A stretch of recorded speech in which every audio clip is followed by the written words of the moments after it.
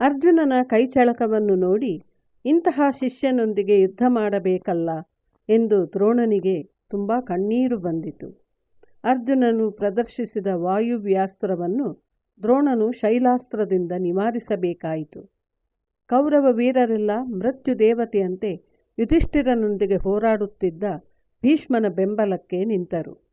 ಭೀಷ್ಮನ ಆಟಾಟೋಪದೆದುರು ಪಾಂಡವರು ನಿಸ್ಸಹಾಯಕರಾಗಿ ಸುಮ್ಮನೆ ನೋಡುವಂತೆ ನಿಲ್ಲುವವರಾದರು. ಕ್ಷಣ ಕ್ಷಣಕ್ಕೂ ಭೀಷ್ಮನಿಂದ ಹತರಾದವರ ಶವಗಳ ರಾಶಿ ಬೆಳೆಯುತ್ತಾ ಹೋಯಿತು. ದೃಷ್ಟದ್ಯುಮ್ನನಿಗೆ ಸಾಮಾನ್ಯ ಸೈನ್ಯ ರಕ್ಷಣೆಯೂ ಕಷ್ಟವಾಗಿ ಹೋಯಿತು. ಇತ್ತ ಅರ್ಜುನನನ್ನು ತ್ರಿಗರ್ತರು ಮುತ್ತಿಕೊಂಡರು. ನಕುಲ ಸಹದೇವರು ಕೌರವ ಸೈನ್ಯದ ಒಂದು ಭಾಗವನ್ನು ನಿರ್ನಾಮ ಮಾಡಿದರು. ಇದನ್ನು ನೋಡಿದ ದುರ್ಯೋಧನನು ನಿನ್ನ ಅಳಿಯಂದಿರನ್ನು ನೋಡಿಕೋ ಎಂದು ಶಲ್ಯನನ್ನು ಕಳುಹಿಸಿದನು. ತನ್ನ ಪ್ರೀತಿಯ ಪಾಂಡವರೊಂದಿಗೆ ಹೋರಾಡುವಂತೆ ಮಾಡಿಕೊಂಡದ್ದು ತನ್ನದೇ ಸ್ವಯಂಕೃತ ಅಪರಾಧ ಎಂದು ತಲೆ ಚಚ್ಚಿಕೊಂಡನು ಶಲ್ಯನು. ಬಿಸಿಲೇರುತ್ತಲೇ ಭೀಷ್ಮನ ಆಟಾಟೋಪಚಾರ ಹೆಚ್ಚುತ್ತಲೇ ಹೋಯಿತು. ಪಾಂಡವರ ಸೈನ್ಯವು ಬಹು ಬೇಗಲೇ ಕರಗಿ ಹೋಯಿತು. ಕೃಷ್ಣನು, ಅರ್ಜುನ, ಭೀಷ್ಮನು ನೀವೈವರು ಪಾಂಡವರನ್ನು ಬಿಟ್ಟು ಉಳಿದ ಎಲ್ಲರನ್ನೂ ಕೊಲ್ಲುತ್ತಾನೆ. ಏಕಾಂಗಿಯಾಗಿ ಕೌರವ ವೀರರೆಲ್ಲರನ್ನೂ ಕೊಲ್ಲುವೆ ಎಂಬ ನಿನ್ನ ಮಾತನ್ನು ಸ್ಮರಿಸಿಕೊ. ಅದನ್ನು ನಿಜವಾಗಿಸಿಕೊಳ್ಳಲು ಒಳ್ಳೆಯ ಅವಕಾಶ. ನಿನ್ನ ಅಜ್ಜನನ್ನು ಕೊಲ್ಲಲು ಹಿಂದೆಗೆಯಬೇಡ ಎನ್ನಲು ಅರ್ಜುನನು ವೇಗದಿಂದ ಭೀಷ್ಮನನ್ನು ಎದುರಿಸಿದನು. ಮೊದಲು ಬಾಣದಿಂದ ಧ್ವಜವನ್ನು ಉರುಳಿಸಿ ಎರಡನೆಯ ಬಾಣದಿಂದ ಭೀಷ್ಮನ ಬಿಲ್ಲನ್ನು ಕತ್ತರಿಸಿದನು. ಭೀಷ್ಮನು ಹೊಸ ಬಿಲ್ಲುಗಳನ್ನು ಕೈಗೊತ್ತಿಕೊಳ್ಳುತ್ತಿದ್ದಂತೆಯೇ ಕತ್ತರಿಸುತ್ತಾ ಬಂದನು. ಸಂತೋಷದಿಂದ ಭೀಷ್ಮನು, ಭಲೆ ಅರ್ಜುನ, ನಿನ್ನೊಂದಿಗೆ ಯುದ್ಧ ಮಾಡುವುದೇ ಒಂದು ಸೊಗಸು ಎಂದನು.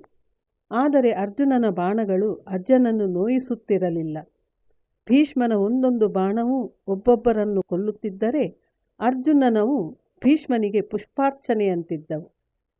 ಕೃಷ್ಣನು ಸ್ವಲ್ಪ ಹೊತ್ತು ಸುಮ್ಮನೆ ನೋಡುತ್ತಿದ್ದನು. ಅನಂತರ ಇದ್ದಕ್ಕಿದ್ದಂತೆ ರಥದಿಂದ ಧುಮುಕಿ ಚಕ್ರಧಾರಿಯಾಗಿ ಭೀಷ್ಮನ ಮುಂದೆ ಹೋಗಿ ನಿಂತನು. ಕೃಷ್ಣನ ಕೋಪವನ್ನು ನೋಡಿದವರೆಲ್ಲ ಭೀಷ್ಮನು ಸತ್ತ ಎಂದು ಕೂಗಿಕೊಂಡರು. ಭೀಷ್ಮನು, ಶಾಂತನಾಗು, ಬಾ ದೇವ, ನನಗೆ ಸಾವನ್ನು ಕರುಣಿಸು.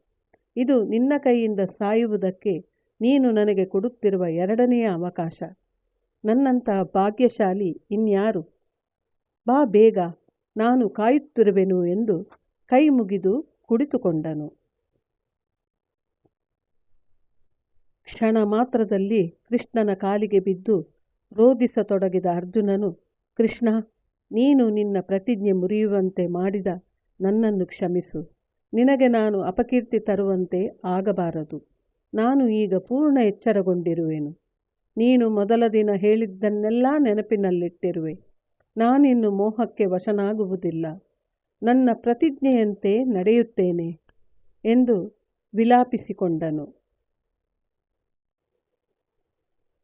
ಕೃಷ್ಣನು ಮರುಮಾತಿಲ್ಲದೆ ರಥಕ್ಕೆ ಬಂದು ಕುಳಿತನು. ಅರ್ಜುನನು ಈಗ ಬೇರೆಯೇ ಆಗಿರುವುದನ್ನು ಎಲ್ಲರ ಗಮನಕ್ಕೂ ಬಂದಿತು. ಭೀಷ್ಮನಿಗಿಂತಲೂ ಭಯಂಕರನಾದನು. ಅವನಿಗೆ ಈಗ ತನ್ನ ಪ್ರತಿಜ್ಞೆಯೊಂದೇ ಎದುರಿಗೆ ಕಾಣುತ್ತಿತ್ತು. ಆದರೆ ಇದೇ ಸಮಯದಲ್ಲಿ ಸೂರ್ಯಾಸ್ತವಾಯಿತು. ಹಾಗಾಗಿ ಯುದ್ಧವನ್ನು ನಿಲ್ಲಿಸಬೇಕಾಯಿತು. ಇದು ಮುಂದಿನ ಭಾಗದಲ್ಲಿ ಮುಂದುವರಿಯುವುದು.